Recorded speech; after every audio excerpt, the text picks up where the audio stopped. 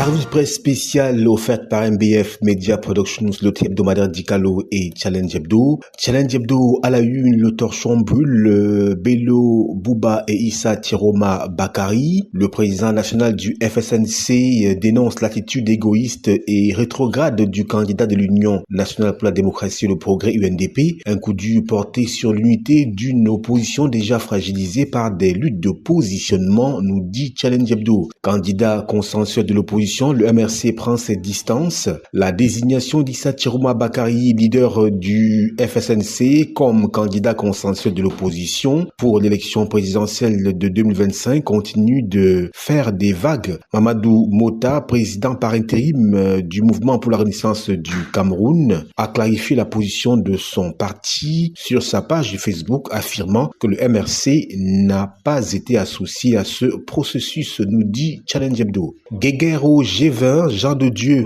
Momo critique des cadres du RDPC. Invité à l'émission Décryptage sur les antennes de Vision 4, le président national du PADEC et allié du parti au pouvoir fustige la stratégie de campagne du RDPC, nous dit Challenge Hebdo. Candidat consensuel de l'opposition, les coups de gueule de Joshua aussi. Tous ceux qui se préoccupent de faire coalition sont commandés depuis Etoudi qui finance cela à tour de bras, nous dit le leader du Social Democratic Front. Présidentielle 2025, les Sawa et le Grand Centre signent un pacte pour la paix. La résidence du président James Onobiono, représentant des communautés centre-sud et est dans le littoral, a servi de cadre à une célébration du vivre ensemble entre le peuple Sawa et les différentes communautés suscitées, nous dit Challenge Hebdo. Préparatif préélectoral à Tangandji mobilise la préfectorale dans le centre. Réparation d'une injustice, l'armée pense à ses victimes de guerre. Le tout premier symposium des forces de défense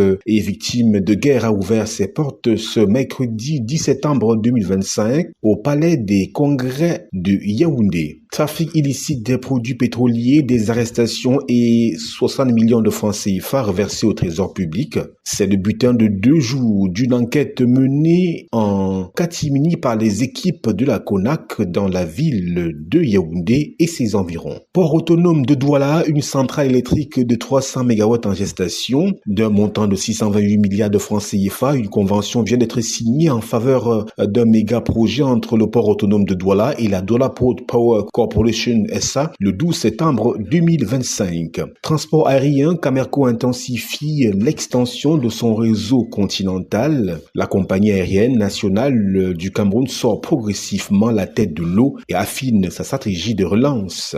Projet de mobilité urbaine de Douala, la Banque mondiale apporte son soutien financier, nous dit-on. Falaise de Tchan, des ateliers de préfabrication se multiplient. Accès universel à l'information, la première édition des icônes de la presse se tient à Douala. Aristide Kambi, nous débattrons du rôle social et de la mission du journaliste.